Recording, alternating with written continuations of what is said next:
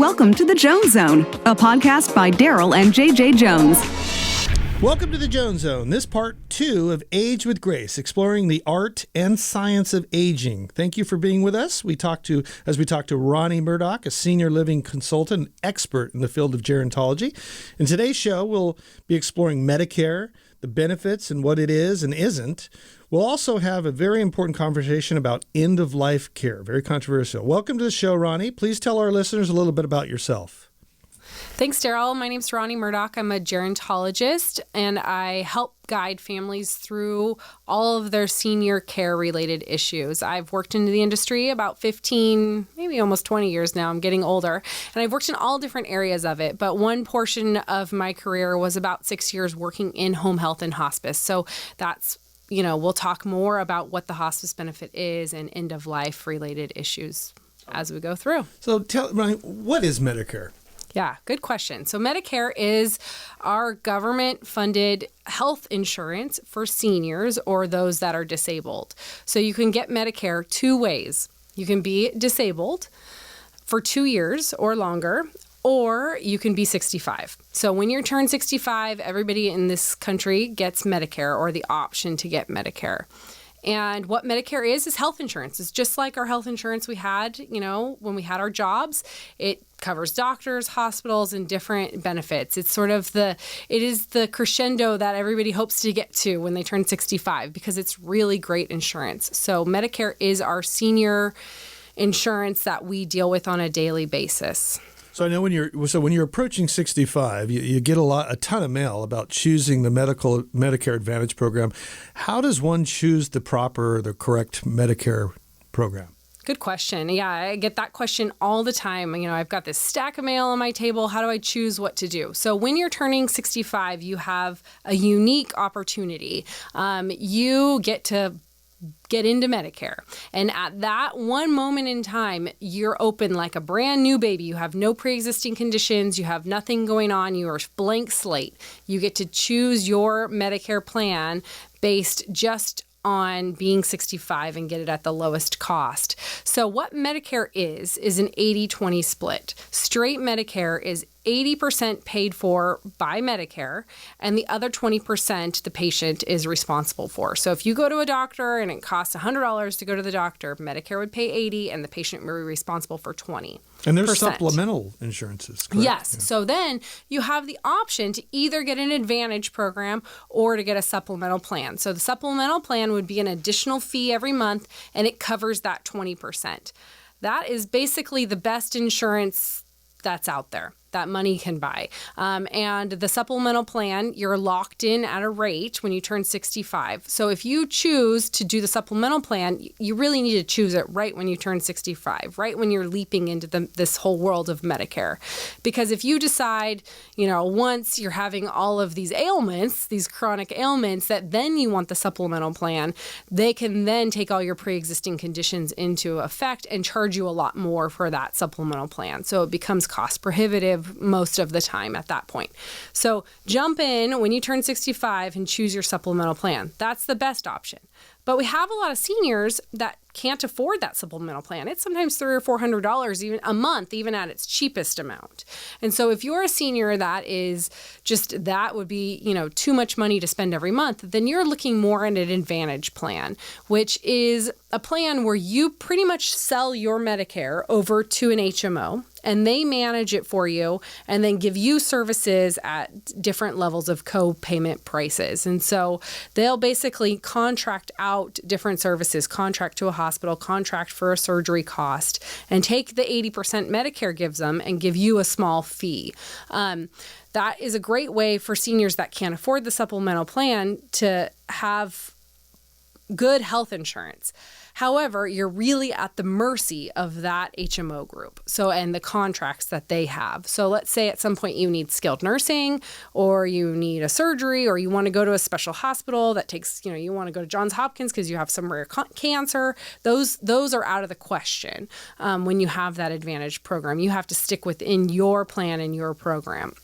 So we obviously have the big names, right? We have the Providence Heritage Group, which are the St. Joe's, the St. Jude system. We have the PIH Group, which is at the Whittier Group. And then we have like Kaiser or CareMore, a SCAN. Everybody's heard those different programs. And so a lot of seniors choose based on what they had. If they had Kaiser and they know how to work the Kaiser system, then they choose Kaiser.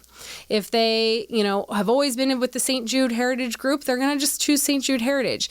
It's just, you have to know when you're going into that HMO Advantage program that you are signing over your Medicare benefits to an HMO that then is going to manage it for you. And then what would be the benefit? So people that choose that direction over, what would be the other alternative? Just what we call regular insurance? Yeah, you have four choices when it comes to getting Medicare. Choice one is just to have the 80-20 split and pay the 20%. Whatever that 20% is, you can pay it. Then you're just what we call a straight Medicare patient. You could have Medicare with a supplemental, and that monthly supplemental you pay for $300, $400, $500 a month, whatever it might be, covers that 20%, whatever it is. So obviously that's great insurance, right? You are a PPO, you have total freedom in the market to go wherever you want. Everybody wants to take a Medicare with a supplemental patient. PPO, is that your creme de la creme? What's the best insurance? The Medicare with the supplemental is probably your best insurance. The most freedom to go where you want and when you want, and to get the doctors and all of your care providers paid the most money.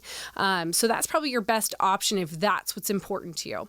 Then your other option is the third option is to have the Advantage program, which is to say that you've given your Medicare benefit over to an HMO to manage, and they manage it, and that's an affordable option. So it's kind of a step below the Medicare with the supplemental, and you do have co-payments, a $20 co-payment for a doctor's appointment, et cetera. But because they've contracted out services, they're able to keep, and they have so many lives that they manage, they're able to keep the costs low and able to keep your co-payments low. But in that position, you have limited choice.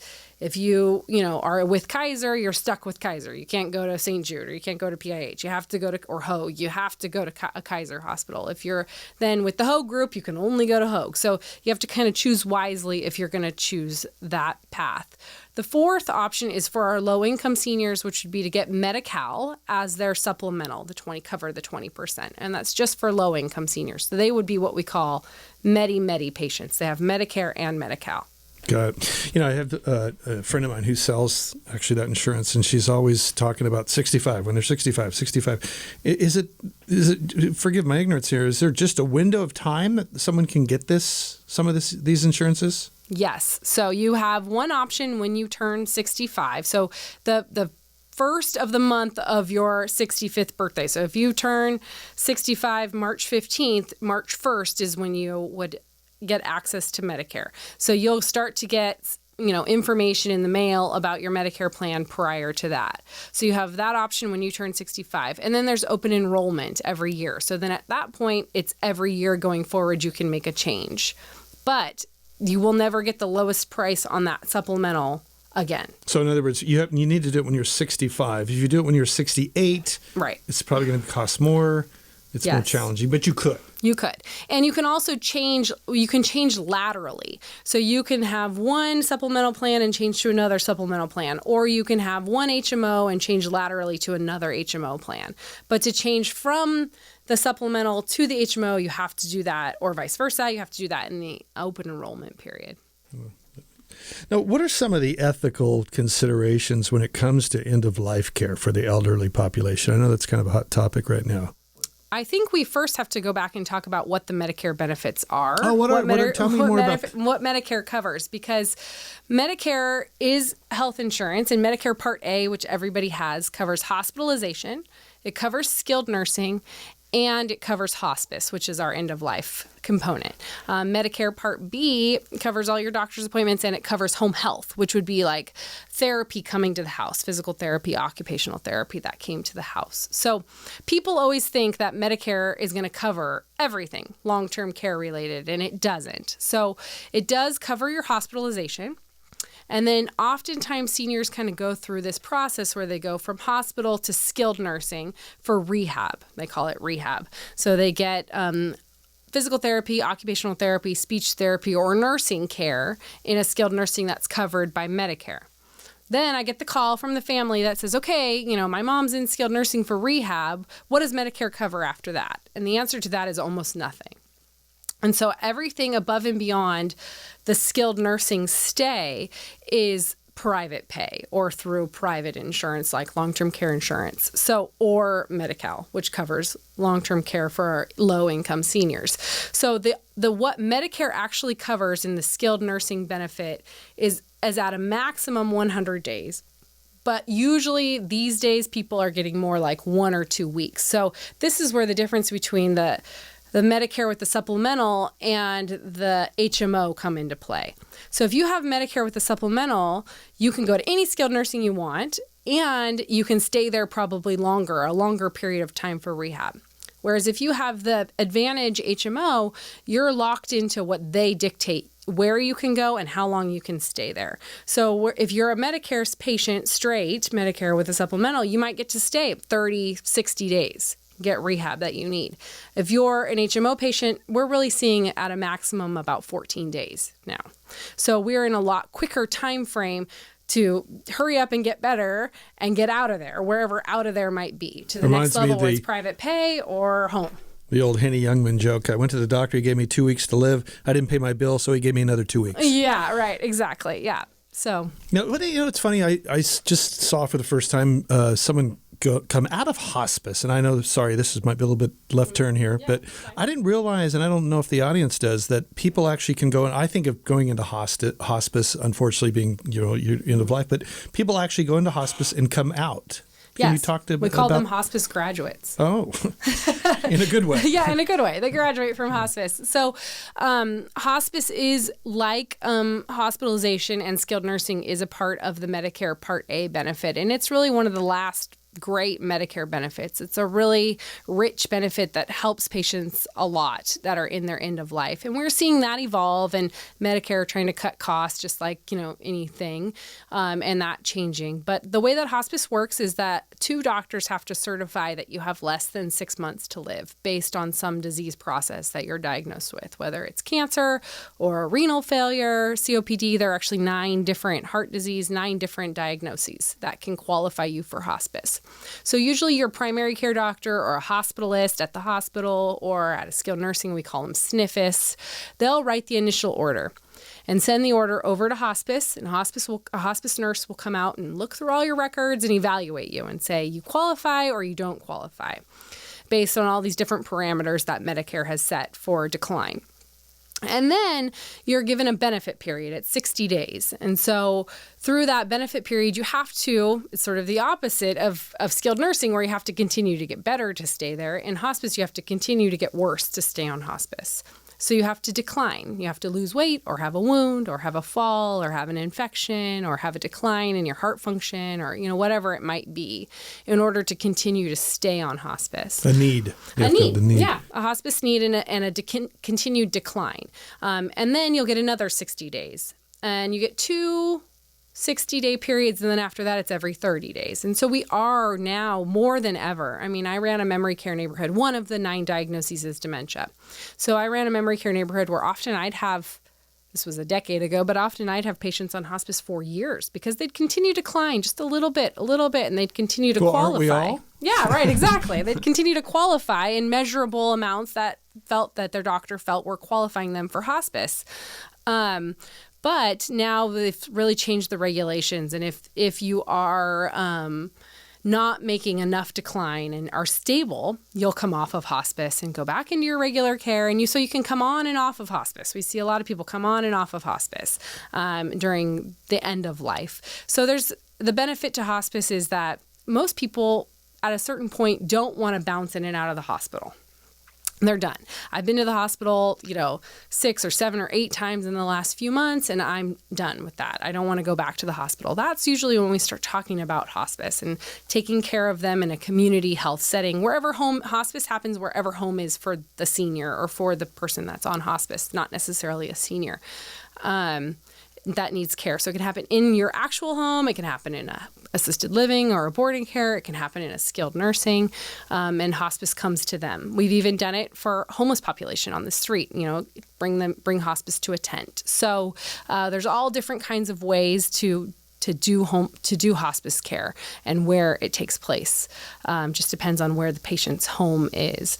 So the benefit of that is to keep the person out of the hospital. Obviously, that's a cost-saving measure because the hospital is expensive. I spent a week in the hospital a couple of years ago, a year and a half ago, for COVID related, and I was there for 1 week. Yep. You know what the bill was? What was it? It was $200,000. I was trying to remember because there's another part of it. $200,000 for Yes. a 1 week stay. And what I was trying to remember was that it was $49,000 was for meds. Right. Yeah. I was only there for a week. Crazy. It's crazy. I could have went to the Bahamas. Yeah, for 10 times over for that price, right? Yeah. It's the hospitalization is very expensive. And so a way to take care of our seniors that really don't want to be hospitalized. They don't like it, especially our seniors with dementia. They don't like to be in the hospital. They want to be home. The beeping and the buzzing of the hospital is agitating. Horrible. Yeah, you're up at all hours of the night. It's horrible. Nobody likes to be in the hospital. So if you do qualify for hospice, that is a cost-effective way for us to take care of you at home and also give you what you want, at home and the care that you need. And there are some diagnoses, like the best example is probably congestive heart failure, that you qualify for hospice and you can live on hospice much longer because they can manage it so much more closely than you can at a doctor's visit every month or every 2 months because hospice is out there weekly.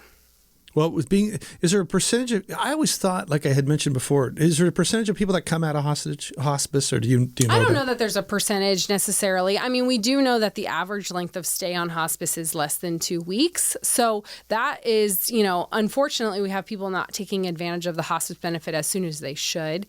We still have, a great majority of our hospice population is has a cancer diagnosis. And so in order to go on to hospice, you have to stop treatment. So honestly, at the point where somebody with a cancer diagnosis that's been fighting for their life decides to stop treatment, they're probably fairly close to the end. And then we have our seniors that have these more chronic ailments like Alzheimer's or like congestive heart failure or COPD that there are no curative measures for. We can't cure them. We can only treat the symptoms. Those people are also qualify for hospice, but it's a little bit different because we're not stopping a curative treatment. We're just continuing these comfort measures that they really have been doing the whole time, just in a different sort of method. What are some of the ethical considerations when it comes to end-of-life care for the elderly population? Yeah, I think this is probably one of the biggest things we face on a day-to-day basis is making decisions in healthcare and how they affect our seniors and is that their wishes? So I have to do a plug for making sure that you have an advanced healthcare directive and you have chosen a power of attorney that will execute your wishes. Not your most emotional child, definitely not the person that's going to want to keep you alive at all costs, but the one that will feel the duty to execute your wishes. I'm reminded of a Seinfeld show when Kramer was going to have interviewing Elaine, and they gave a scenario, and she said, "Oh, pull that cord like you're starting a lawnmower." Yeah, right. And that's different for different folks. I met with a woman who is well into her 90s a couple weeks ago who wants full treatment. She wants CPR, she wants a feeding tube, she wants full care. And on the flip side, I'll often meet with somebody in there, that understands that they don't want all those things. They just want comfort measures. They don't have anything that's necessarily killing them right now, but they don't want tubes. They don't want to have their life prolonged. I'm 95 and I don't want them to break my ribs doing chest compressions. And so it just kind of depends on the person. So you have to decide what your wishes are and then write them up and make sure the person that's going to be making those decisions for you understands what your wishes are, and then so that they can execute them appropriately. And what is the right to die, I suppose? So, what are the legalities on those? Yeah, we're still navigating that. I mean, that did become law in California, and it has been in effect in Oregon for many years. It does require 2 doctors to sign off that you have the capacity to do it for yourself. It can't be done by somebody else. But we also have a lot of studies out there that show that when somebody's really explained what hospice is and what that looks like, they'd actually rather have hospice than be given the right to die treatment. And so we're doing a lot of educating on what that is, what that looks like, what hospice looks like. People are afraid of hospice. They're afraid to die in pain. Well, nobody should be dying in pain. For the record, I wasn't advocating that solution, but just a question. No, it's a good question. And it is something that comes up often. And often the problem is that if you're incapacitated, you don't have the right to end your life anymore because you can't make that decision and somebody else can't do it for you. And so often we think we're aging, we're going to make that decision to end our own life at a certain period of time. But aging is sort of a spectrum, right? And you kind of slowly, grayly pass over that area where you get to make that decision for yourself, right? And then all of a sudden you're on the other side of it and you can't make that decision for yourself. But you can make it in advance without an advance directive? But you have to be able to actually execute it yourself. Oh, so if you can't open the pill bottles and you can't do it yourself, Got it. Your arthritis is so bad in your hands you can't actually physically do it, then you no longer have the ability to do that. Or you now have a dementia diagnosis, you no longer can do that. So this is never going to be an option for somebody with dementia. It's going to be an option more for, like we see the most famous case is the one of the young woman that had brain cancer and moved to Oregon and had to establish residency and all of that to be able to, use that right. Thank you so much, Roni, for joining me today. How can our listeners find you? Thanks for having me, Darryl. I'm happy to talk to any listener that wants to talk about Medicare or end-of-life issues or hospice if they're appropriate. Then give me a call on my cell phone, 714-458-7300, and I'll be happy to discuss their specific set of facts and figure it out for them. Awesome. That's so helpful. Thank you. Thank you, Roni and friends, for tuning in. And until next week, stay curious and embrace the journey of aging.